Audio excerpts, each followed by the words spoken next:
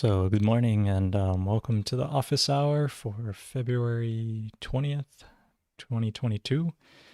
And got a special guest here with me today. This is Thomas. Hello. And I think his mic needs a little fixing there. We'll get those levels all set up here as we get into this. Yeah, so I wanted to start off here a little bit with our Ching and get that together. So today is the Cauldron, which is one of my favorites. One of the more painful I Chings. It really makes you look inside. So you serve as an example to others by sacrificing your ego and accepting the guidance of the higher power. The hexagram Ting concerns the nourishment and guidance one must have in order to fully succeed. While the culture around us often encourages us to take charge and make aggressive demands on life, the I Ching offers us far wiser counsel. Here, we are encouraged to give up the incessant demands of the ego, to deepen our humility and acceptance, and to listen carefully to the instructions of the sage. The image of the cauldron concerns your inner thoughts. Whatever you hold in the cauldron of your mind is your offering to the higher power. The quality of assistance you can receive from the universe is governed by the quality of your offering.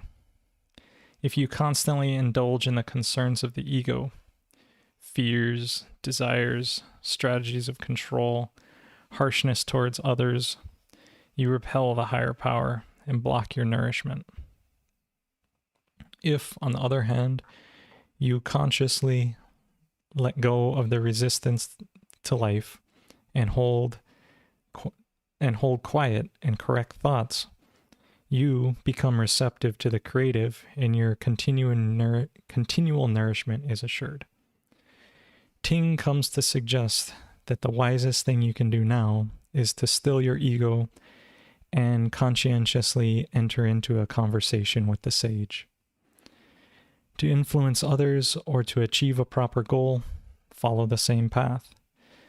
By cultivating humility and acceptance, purifying your inner thoughts, and concentrating on that which is good and innocent and true, you summon the power of the creative to meet with good fortune in the outer world. And so I know for me this week, been trying to, and always trying to keep good thoughts, but this week has been a good week here with Thomas. We just did our week-long training, got into the teacher training a bit. Yep. Let me go ahead and talk, and let me get your mic going here. So go for it and keep. You want to say a little bit about what we did this week? This mic will pick you up right now. So. I would say we've gone through pretty much all the solutions this week. Checked out his FAA the other day, which was surprisingly pleasant to smell and taste. What else? We poured off LAB yesterday. Gave two of the other students a nice handle of LAB. Yeah. This week's been good. This week has been very eye-opening for me. So I think you're. Hello? Yeah, so I think Thomas's mic is up and running for him now, and good to go. So yeah, I don't know, you enjoy the process here? Yeah, I really enjoyed the process here. It's given me the confidence to go back to my home and practice this without too much worry of trial and errors. So that's given me a lot of confidence. And Thomas, it tunes into the office hours quite frequently. What's your YouTube handle? I would be eyewitness So I decided to come out here and check it all out. So it's been great. Yeah, so it's for me it's just been an amazing experience to have Thomas here because it's so weird like connecting through office hours, somebody that is out there in the universe that I don't know, and they're practicing Korean natural farming, wanting to learn more, wanting to dive into this as a thing, and through this office hour getting inspired to like just come out here and be here and immerse. Yeah. Yeah. Yeah, it was pretty interesting meeting you because I'm like, but I've been watching this guy. I don't know how many hours I've watched of his content. So it was very interesting to meet the man, the myth, the legend. So, But let me ask you that too. If just you've been tuning in a whole bunch, how much more do you think this, like, what did you get from this? If you've already been practicing, you've already been watching, what more did you get from being here? for me, it was the teacher validation on what is correct. Being able to taste it, smell it, see it, feel it, like all those things, and having you, who's been practicing this much longer, validate correction. So that's the biggest thing, because I was hung up on a little bit of anxiety going into KNF still, because of there's so many nuances and there's trial and errors, but coming here I feel like it's a big, I guess I could say, shortcut to confidence with your own solutions. Yeah, like the seeing, the tasting, the feeling, like, and actually like we experienced it all, right? I mean, I think we've done every recipe besides we didn't necessarily start in IMO4, but it kind of finished out during this class, and there's a little hand waving on that, but Yeah, and we haven't checked our box yet, yes. so we'll probably do that today. Yes, we actually we went up yesterday to check our IMO seed IMO, our IMO 1 collection, and it was cool underneath. Yeah. So since we put in a Lauhala basket, I figured, we got one more day of class. I wanted to pull it yesterday early, but it's best to wait till it's done, till I feel those indicators, those signs, and maybe we'll post a picture of the IMO we collected on the YouTube and show you guys, and maybe next week. Yeah, I'll take a picture of it. And then, so cool. So I've been really enjoying this time, but let's dive into a few of these questions here. And I actually got a few questions in the email from Mao in Cambodia, and so we got some good questions today. So good to see you guys here. What's up, Grow Pro? And GrowPro has a question here, and let's see. Let's give Thomas a little quiz and ask him what he thinks on this one. So, can powdered milk be used to make LAB? yes, you made a comment yesterday that you have made LAB from powdered milk. So, and is it cheaper than? Yep, that's one of the advantages of powdered milk, and also if you're on a farm where you can't get to the you don't have refrigeration, powdered milk can be stored in a crate. That's true. Yeah.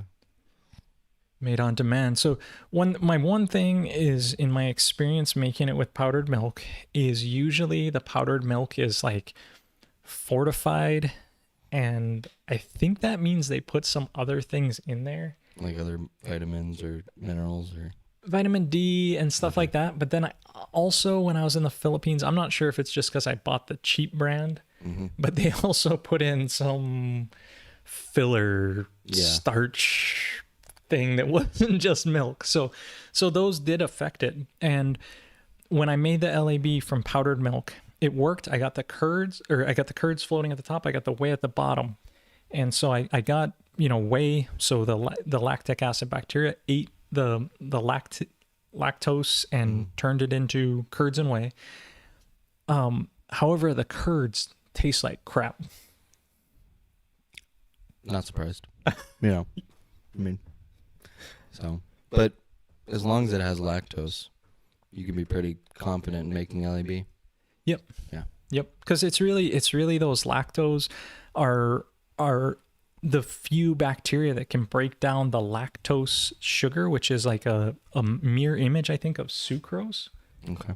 I'm pretty sure either that or glucose. It's one of the other sugars. It's a mirror image.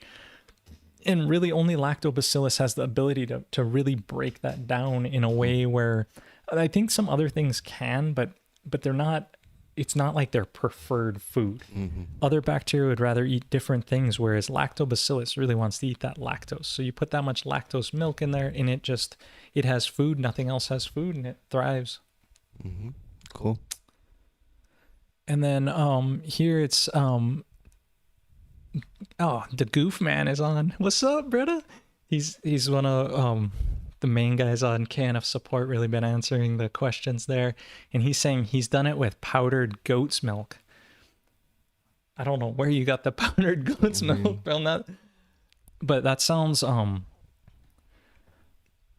of pricey. Yeah. I mean, yeah.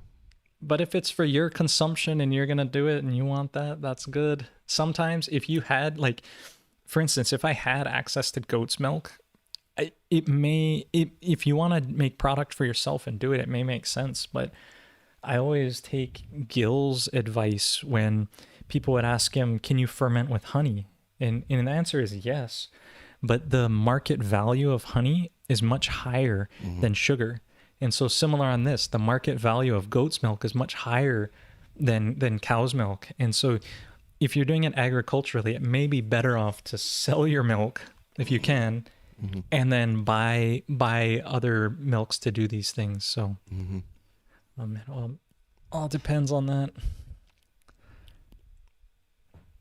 And he did it just the other day with powdered milk. And the biology doesn't, they don't care. They're like, just give me lactose, as long as it's lactose. Right, right. So, yeah, I support that ideology. And then, once you get past the lactose, now you're into the fats and those different things. But since in natural farming, we're kind of discarding those, there's no, I don't know. It would be real interesting to take different types of milk sources and put them next to each other and take the same inoculum and stir it up and put it in and see, and then test to see what comes out from the different milks. Yeah. And also different milks have different levels of lactose. So I think cow's milk has generally higher amount of lactose. So that's something to look at, I think. Yeah. Yeah, that's good to know too. Got to get the one with the actual stuff you're looking for. So yeah, he's saying it smells funny compared to the regular LAB. Totally, it's kind of funky.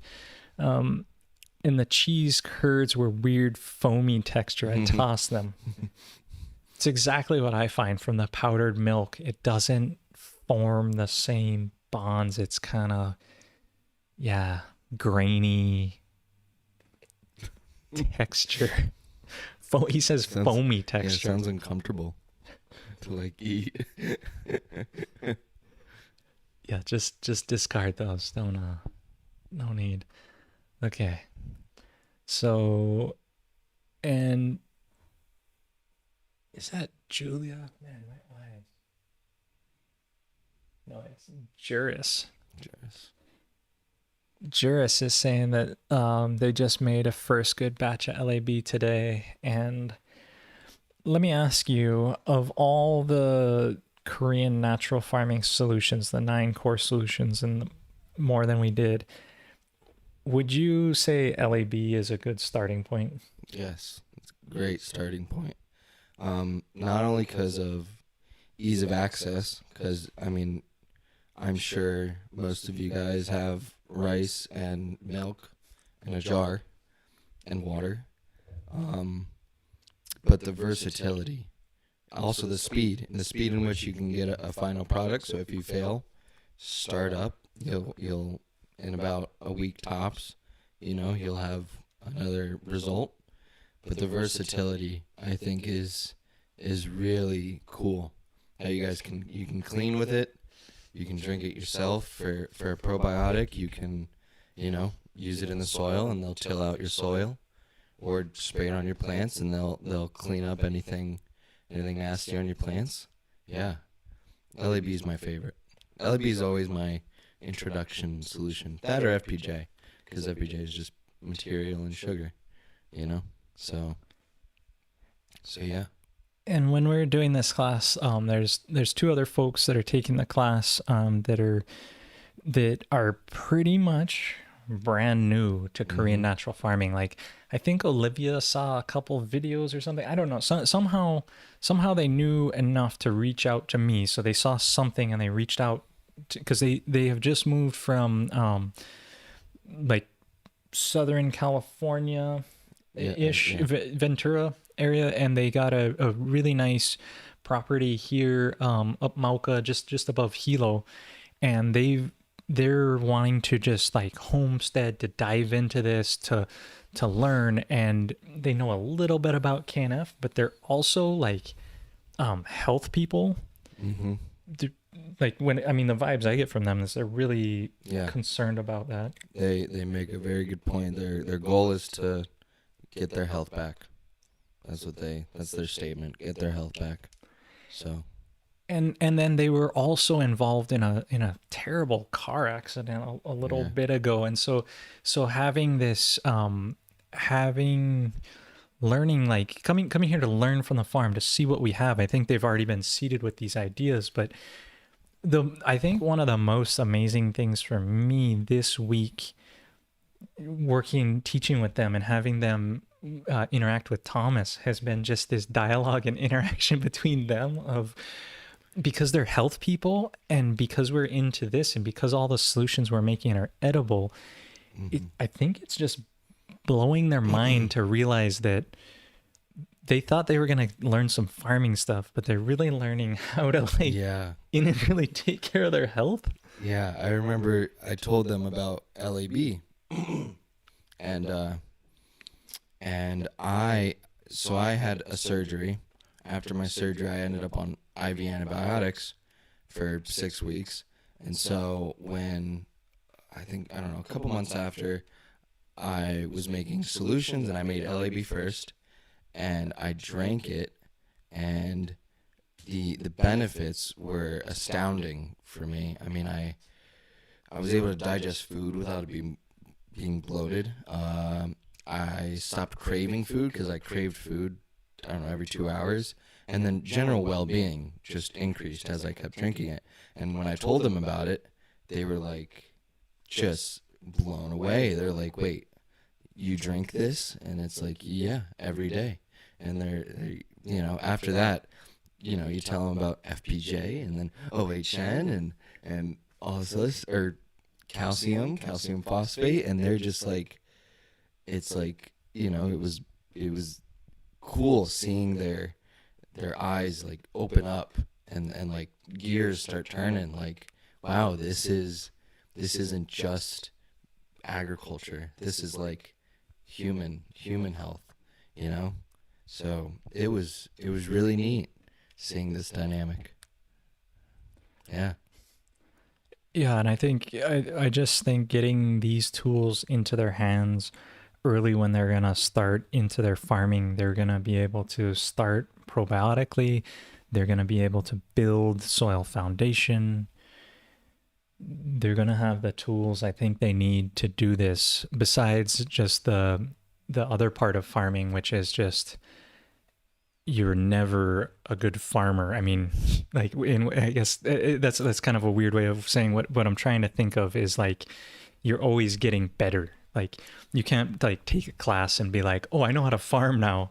You're going to get to the field and get into the school of hard knocks. And that's something I can't help them with. But besides, they just need to experience it. And then when they have problems that come up from Korean, Korean natural farming has a lot of solutions that can fix things. Mm-hmm. Yeah. But there's nothing like getting in the field and doing it. So they've been encouraging them to look up Bill Mollison for permaculture. Mm-hmm. And then Thomas brought the whole set of Teeming with Jeff Lowenfels series, teeming with nutrients, microbes, and fungi. So yeah, Steve, he really liked having that textbook format, really to the point, informative. Yeah. So. And since I mentioned the teaming with books and those to get into it, can you expand a little bit on that? I know you they're really good. I really only read the teaming with microbes, but can you expand on what you got from that? So, teaming with nutrients goes into the botany of the plant from the cell. They start from the cell because, if you start there, you have a pretty good picture of how, all plants are going to be performing. And then they go into each nutrient, what it's used for, and I think, it also brushes up on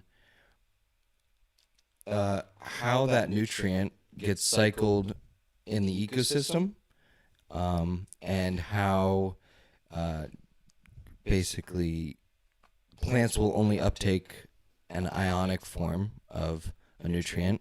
So if it's negatively or positively charged, and whether I think positively charged nutrients get locked in the soil, negatively ones are water soluble, I believe.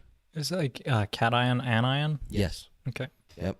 So yeah, there's a bit of chemistry, and then teaming with microbes, you're gonna understand the microbial ecosystem and how they all cycle and their food web, basically who eats who, and why nutrients cycle and who you're gonna need if you want X nutrient or what this guy is good for. So they're teaming with microbes is good for KNF, pairing with KNF. So, and then teaming with fungi, pretty much just goes into fungus, because fungus are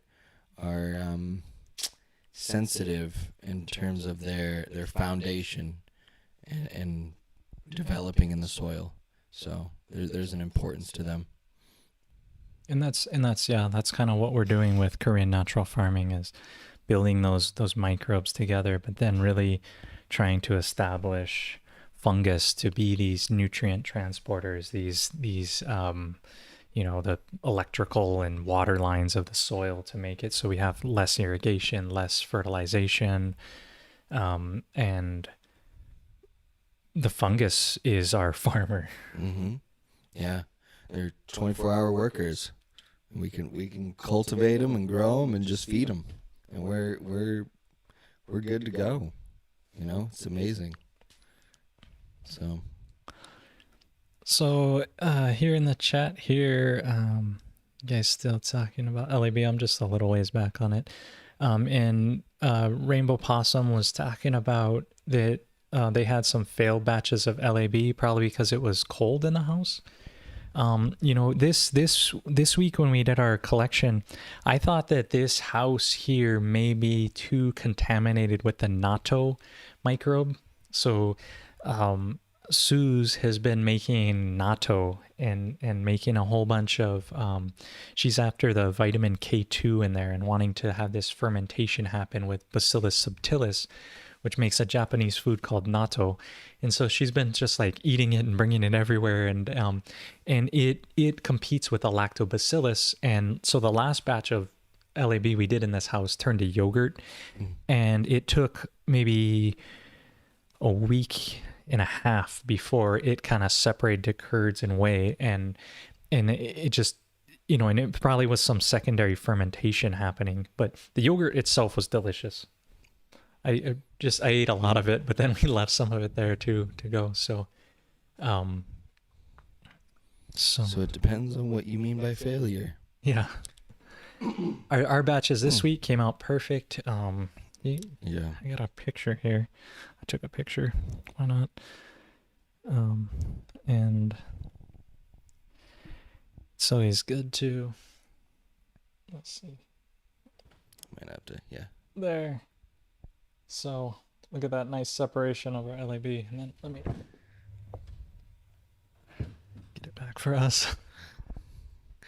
So yeah, so great separation. All the curds came out. Beautiful, beautiful. He says he started putting the jar right next to the radiator. And that's totally true. The interesting thing about it is that lactobacillus grows best around room temperature. So if you can keep it around, and it's not like room temperature is like 75 degrees, right? Around there. Yeah. So In the 70s, I would say. yeah. So it's not like what a temperature your room is. It's like that. It's actually room temperature means like. yeah. So I wonder if it's really a failure or if it's really just needed time. Because failure to me is like contamination. If it just needs time, it just needs time. Okay. So we got a question on what I call KNF fuel. It's also known as fish amino acid, and he made it from the fish heads, and it's sitting now for 3 months, and there's a thick layer of sugar at the bottom. Should I stir it or let it be for another 3 months at least? What are your thoughts on that? I would think as long as fish heads are not floating to the top and you aren't getting a funky smell, I'd say he's good. Cool.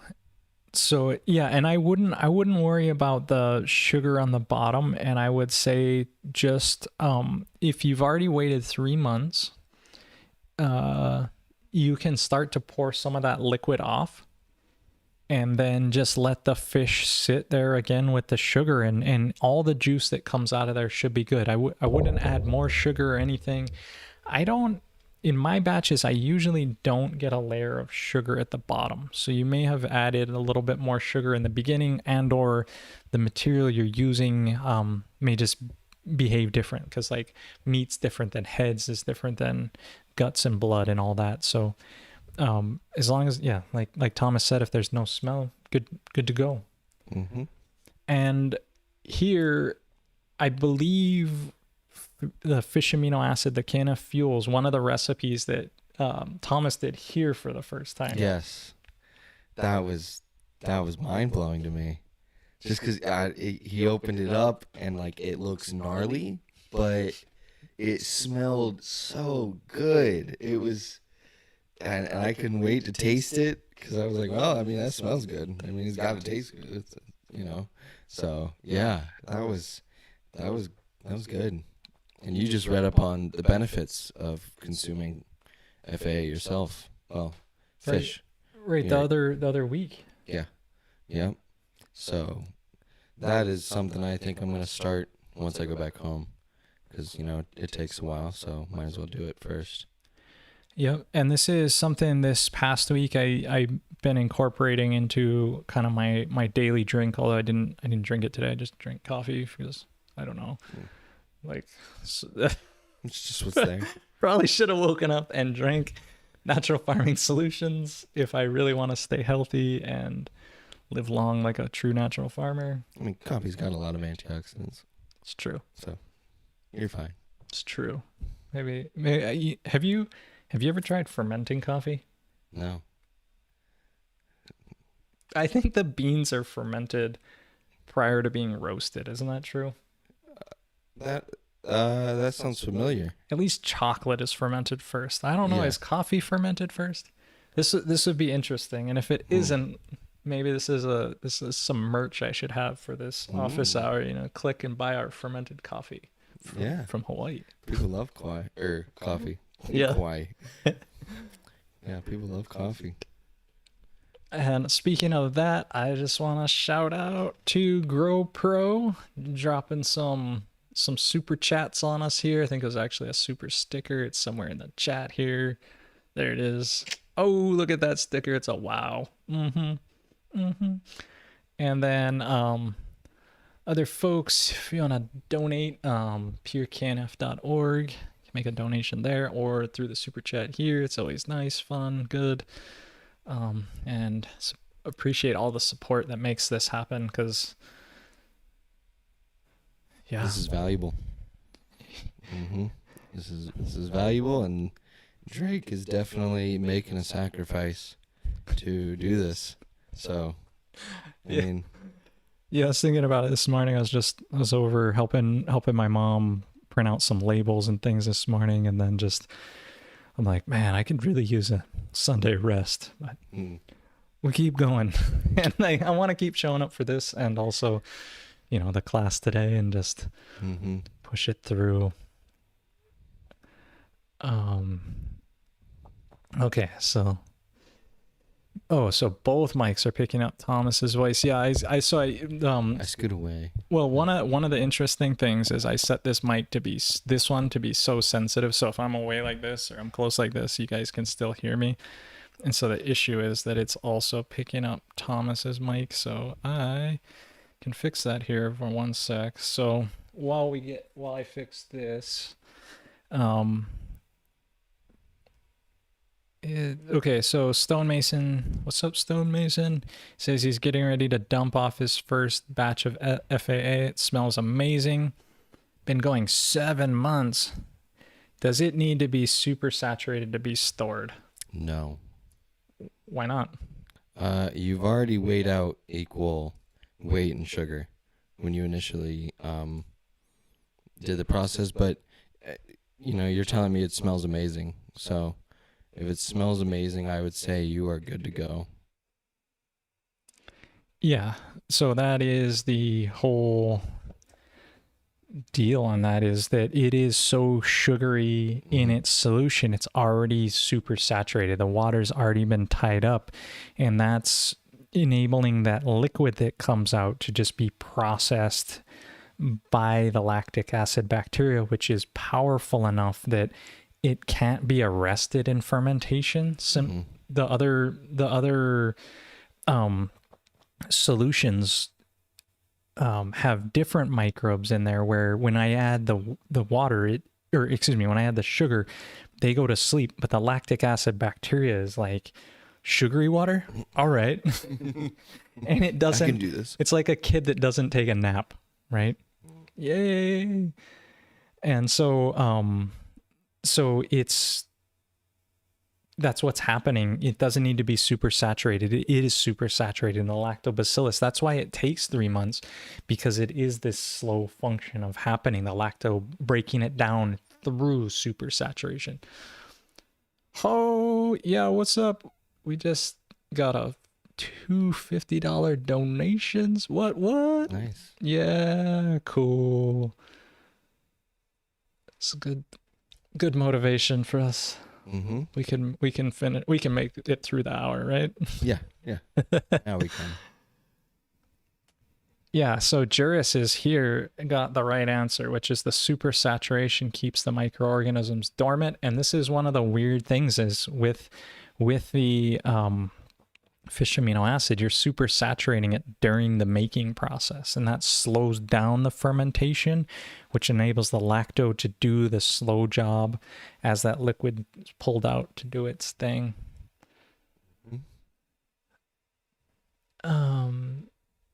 Okay, so let's see here.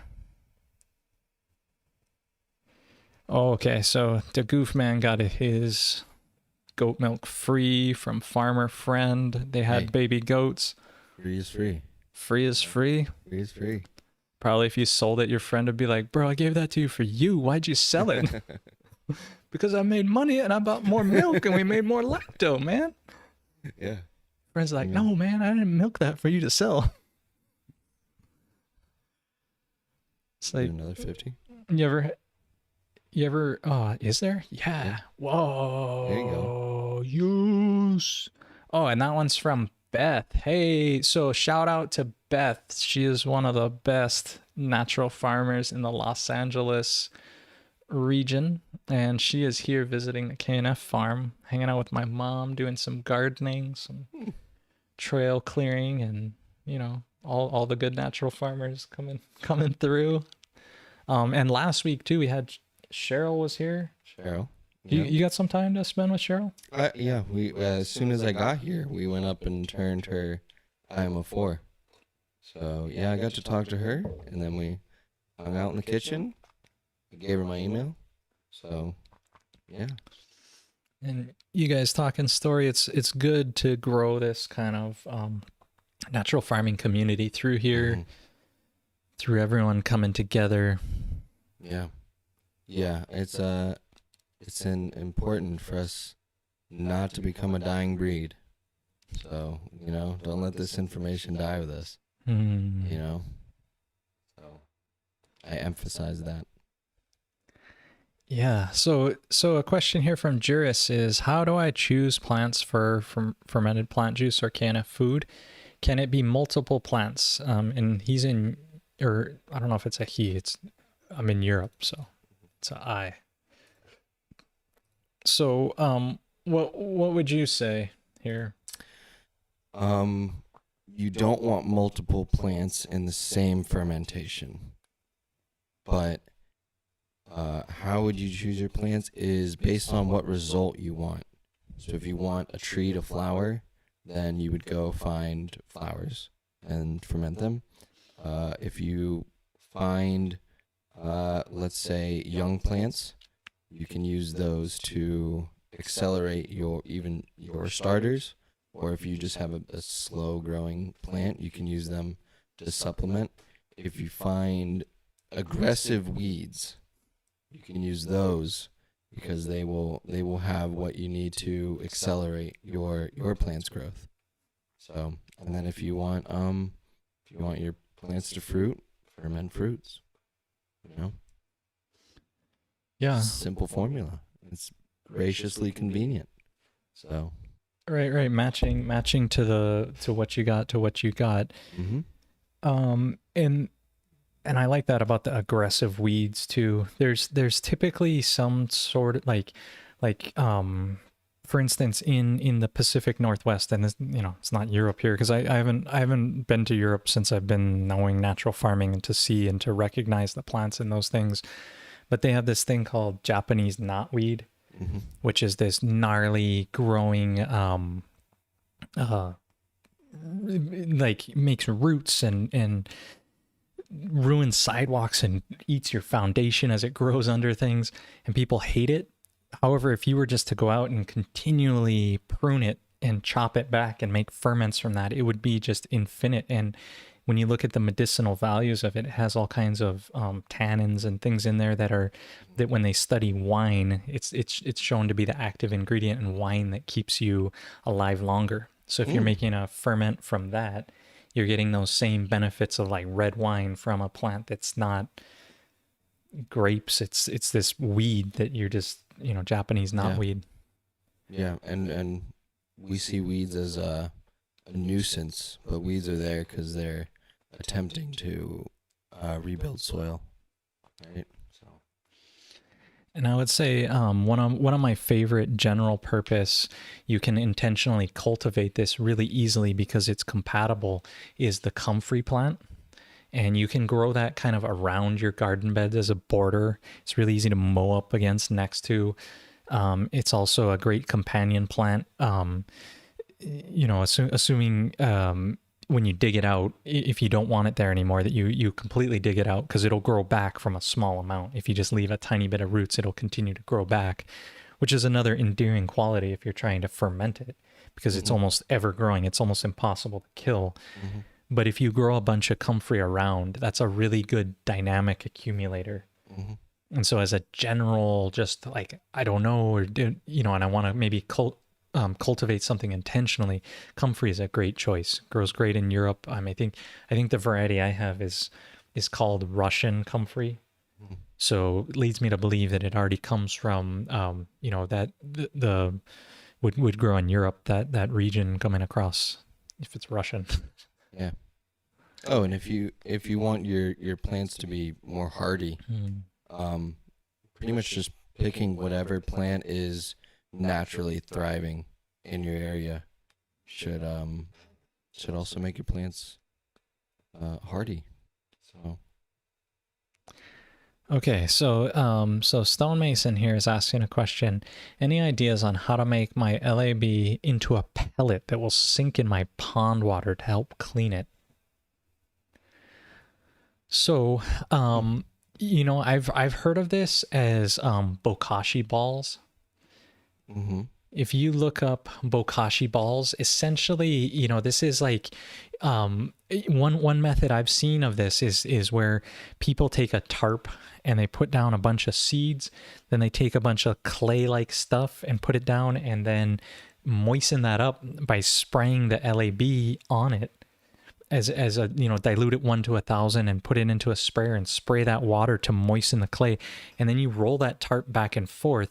And what you end up is with these seed balls, and people call those Bokashi balls because the Bokashi would be like the lacto or the EM that you're putting in there. And so maybe if they're doing it with Bokashi, they'd put a dust in there and mix it all together and stir it. But they form these balls, these clay balls, and then those they throw around as just seed bombs, basically. But I think this same thing minus the seeds would work, would go and sink right down into the bottom of the pond and then embed in the muck and then release that. Mm-hmm. And so maybe even putting, you know, making like a maintenance solution with that lactobacillus while you spray that clay and then rolling it back and forth on a tarp until those balls form. Yeah, that sounds cool. Right. That is interesting. Yeah, then you'd get that you know, right down to the bottom. The other thing I would say too is that if you have a pond and you're just spraying it in, you don't necessarily need it to sink to the bottom. Mm-hmm. Yeah, I was gonna say I would think you would just be able to pour it in. Yeah. Just putting it straight into the water and dilute it in. But those types of solutions, looking those up. Let's see here. Yeah, talking about so they're talking about 1 plant per fermented plant juice. And again, the reason for that is that when you're taking multiple plants, the whole second step is for the fermentation step to happen. And on the leaf surface, like plant material has microbes on it. This plant has microbes on it. And when I mix 2 different plants together, I'm getting both those different microbes now trying to break down both those products. And if I just isolated it to say, I'm just going to use this, only the microbes from this plant material are entering, then when they get activated, they know how to break down that plant material. They don't get confused and say, okay, well, I'm supposed to break down this one and this one. So doing them by themselves, that's the reason for it. Mm-hmm. In practice, I've seen some people just, you know, when we're doing class and stuff, and I'm like, yeah, okay, get a single plant. And a couple people have come back with just multiple plants. Like, listening is an interesting skill to have.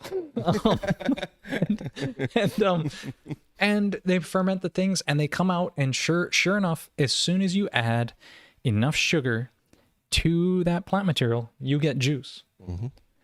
But what is the quality of that fermentation? And, you know, in this is where you got to get into, you know, sending this to like a nutrient analysis place where you got to look into it. But I'm almost certain that, you know, it'd be foolish to doubt Master Cho and to say, you're full of crap, man. And I think he's onto something. And so to take the time to do the lab analysis, to do these things, that would be fun. Mm-hmm. And you guys can use more than one FPJ in your solutions, so don't think like, you know, oh, I want to mix them to increase the quality. You can just make 2 separate, you know, FPJs and then mix them later when you're making your solution. So, right, in the formulation combining step, when we're diluting those, you're adding multiple. Mm-hmm. Yeah. And so again, if you're gonna add Add 3 different FPJs into there. The standard dilution's 1 to 500. Don't change that dilution with 3. If you're gonna add more than 3, then start to do some math to dilute further. So it'd be like 1 to 1,000 if you're gonna add 4. Like just start to lower it, because at a certain point you're gonna hit this upper threshold where you've added too much sugar to the system. And that will then cause problems, bacterial overgrowth, pests, problems. Ants. Yep. Your aunt's going to come over. Like, wow, this is great. Yeah. So, yeah, let's see here. Going through, LAB can be useful using it plain when spraying on hay floor for goats. Yes. So if you are using the LAB as something to spray on your bedding for animals, I think you're going to see huge benefit. The odor elimination, quicker breakdown of the manures. Oftentimes what happens is the manures don't get gross. Like, so if say there's a piece of manure and it's fresh, I spray it with some LAB or throw some IMO 3 or 4 on it. It then mummifies it almost. So that instead of being a gross, wet manure pile, it actually then dries out and then becomes something where you could like pick it up and crumble it. And because the biology has been introduced to this other indigenous biology, or this lactobacillus biology, there's no pathogens in there anymore. There's no biohazard. She's saying she applied 6 applications a week apart. Kind of smells less, but not quite sure. And I just talked to Drake about this, but I thought about going to my local dairy farm, and they stink. And using IMOTs along with LAB in order to mitigate smell. So you could try that.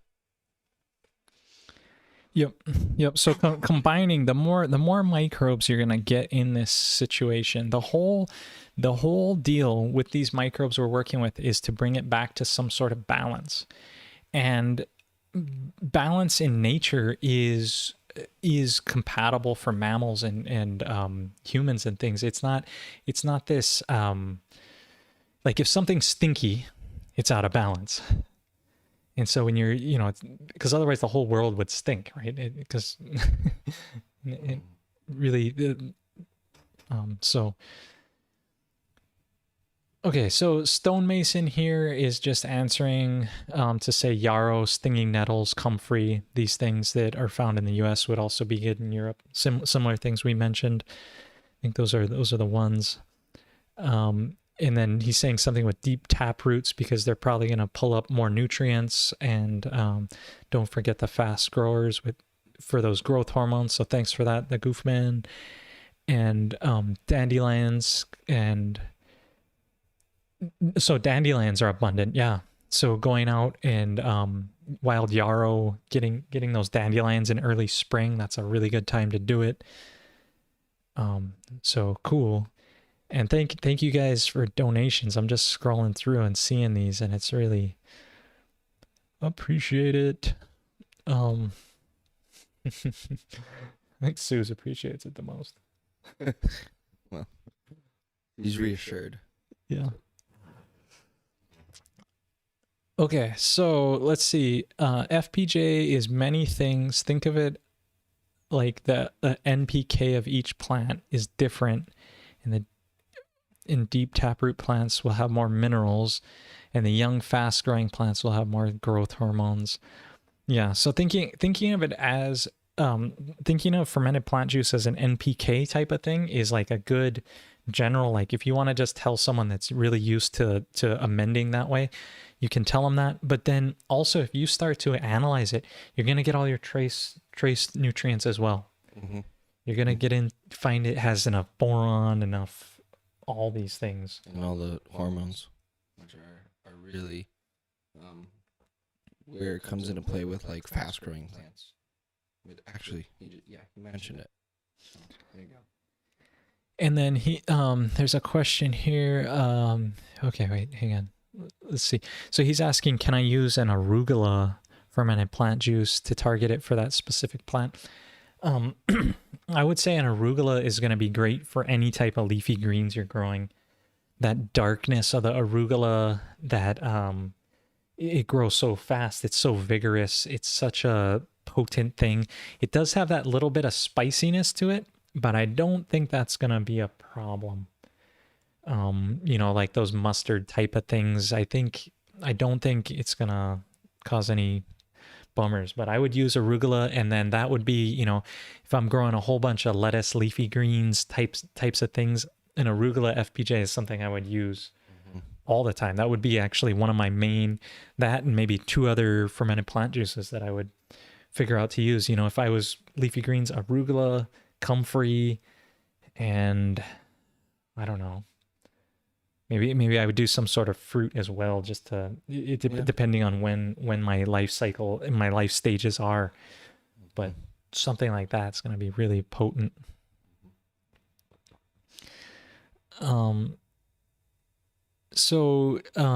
Rainbow Possum is saying our chicken coop has a raised wood floor, so we can't do KNF deep litter. Okay. We sprayed LAB when we clean. Is there anything else we should be doing? Okay. So in raising chickens, you don't need a super deep bed to be there for the chickens. You only need about 4 to 6 inches of grass clippings.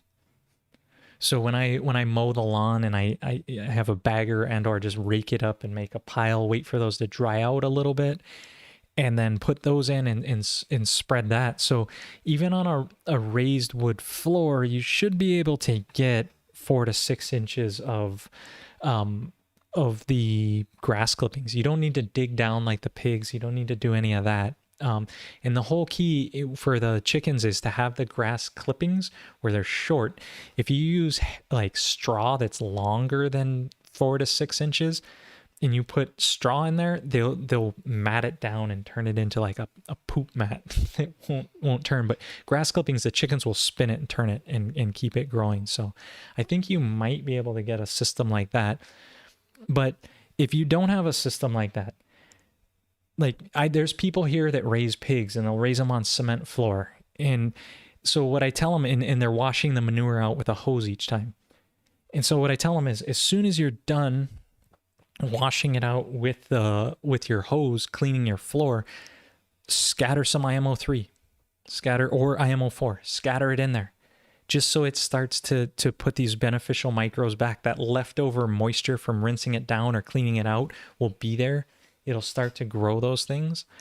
And then if you do have problems, then take and spray some LAB on top of that to activate it and really bring in the protectors, the KNF police, like the things to arrest any of the problem causing microbes.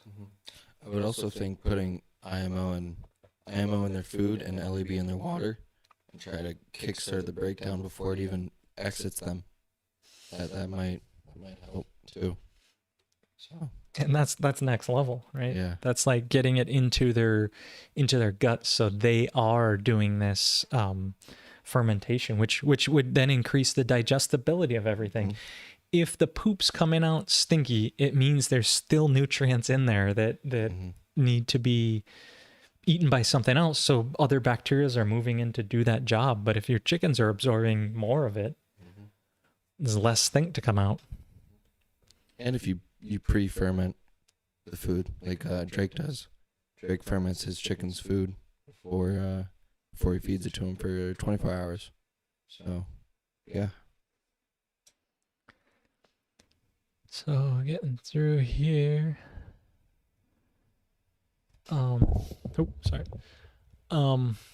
So we have a problem with creeping couch grass. Can I FPJ its roots too?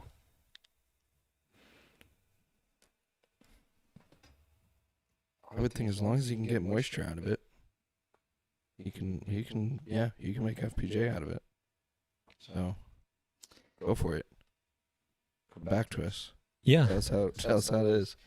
Yeah, you can make the roots. If you dig up the roots and you shake them off, get like 99% of the dirt off of it, then make a ferment out of it.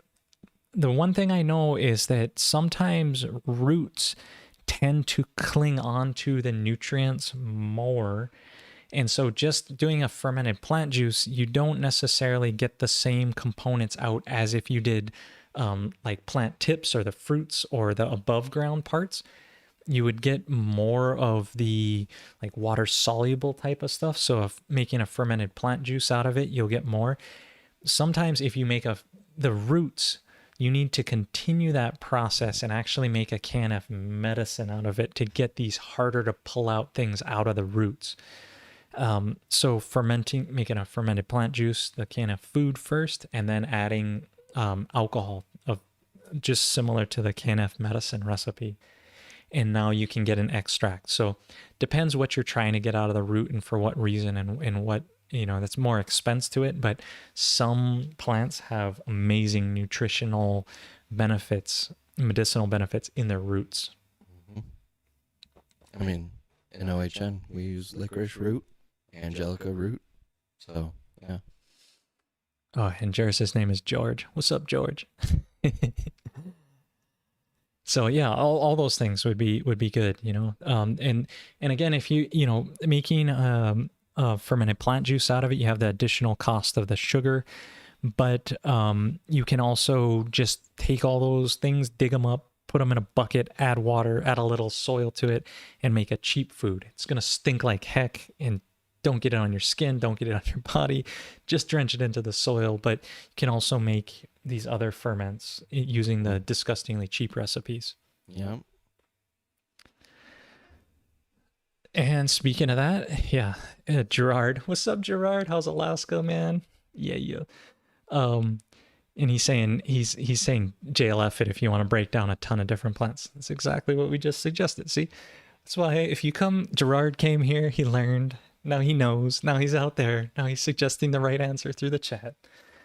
This is growing the KNF network. This is awesome.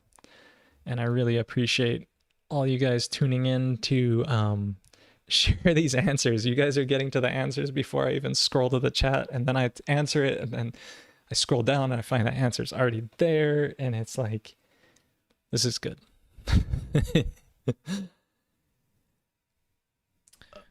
Django saying, Mike, is that going really bad? Okay. So wait, hang on. So, okay. So we're almost get through these things. We got a couple more minutes here. We'll spend it here. But so someone's asking, do you really have to keep saying Korean natural farming? Pretty sure it's just farming. The reason I stick to Korean natural farming is it gives us 9 core solutions, and it gives us a tool set, and it gives us something to aim for. If I just say farming, like sure it's just farming, but there's like a specific set of tools that we're using to do this. And so I think by giving it a definition, by calling it Korean natural farming, it brings in this idea that you're gonna approach it with a certain methodology. Mm-hmm.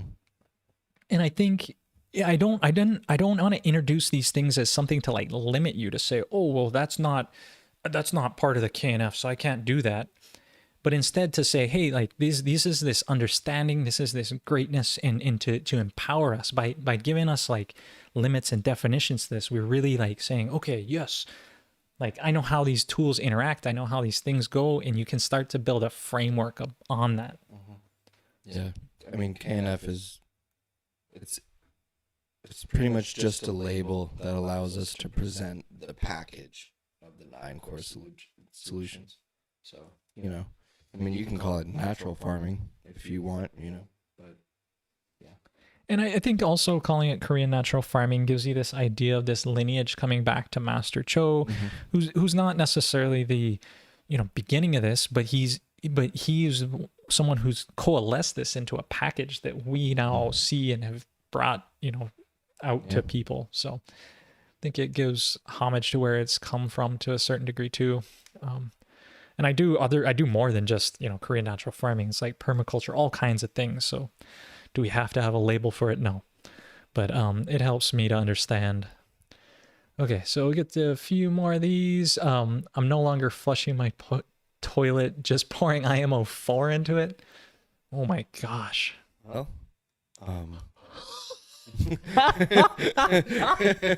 You are a wild man, only on the internet, I swear. wow. Let me know how that goes. That's a really interesting idea. I mean, it seems like he's been doing it for a while. That sounds like He's like, I'm no longer. I've moved on from flushing. do you So yeah, I'm like 100% water conservation mindset. You must not have like other people living with you. I don't know. I don't know. Maybe it doesn't stink. Maybe I don't know. Yeah, usually the rule is if it's brown, flush it down. But you know, but hey, Yeah, that's wild. it works for you. It works for you. I would ask for a picture, but I don't think that's the Yeah. right solution I don't here. Yeah, no. TMI, man. Thanks. So hello from Kansas. What's up, Kansas? Is it safe to use the JMS prep on soil while waiting for KNF solutions to finish? Yeah. Yeah. Yeah. It's fine. Absolutely. And it's actually, it's good because you can get JMS in 2 days. Yeah. And in a large quantity.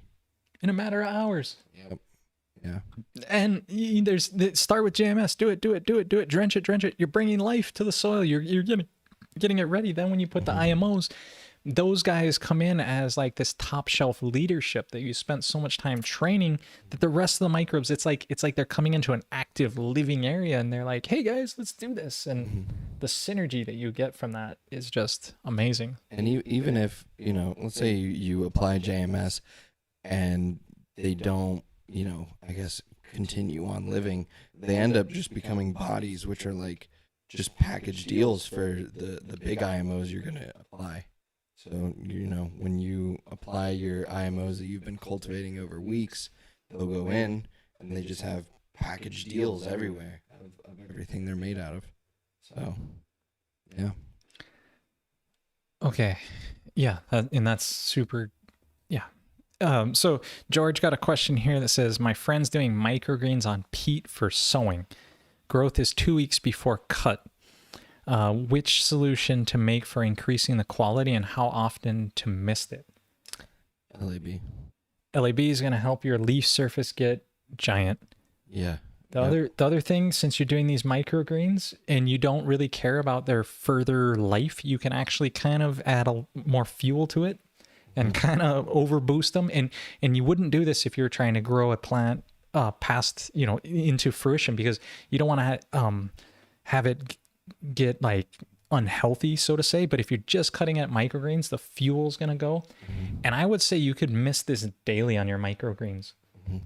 Start with the seed soak and then mist it daily onto them. Yeah, and if you are able to grow a tray or two and make FPJ out of it, and then you can throw that on there, I would think, right? Yeah, just grow one tray just to cut, just to make a ferment, and then spray that on your next batches, and now you're getting exactly what you need at that exact stage of growth for your new plants.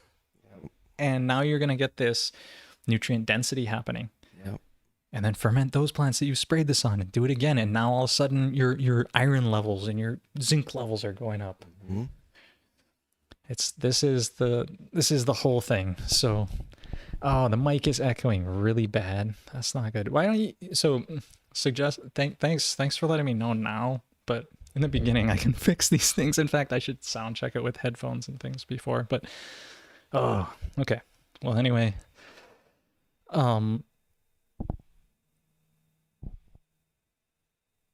yeah, okay. So thanks Jake for kicking down some super chats here. Really appreciate it. Thank you and appreciate you guys for the knowledge.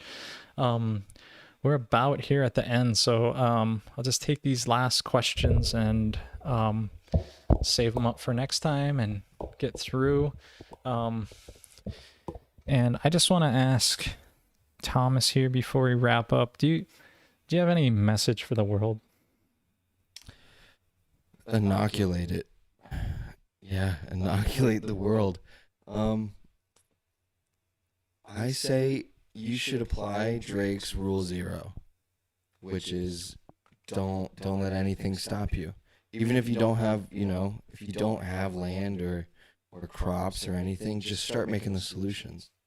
And once you've had some success, just start showing people. I mean, that's what I did. I didn't have crops, didn't have anything going on.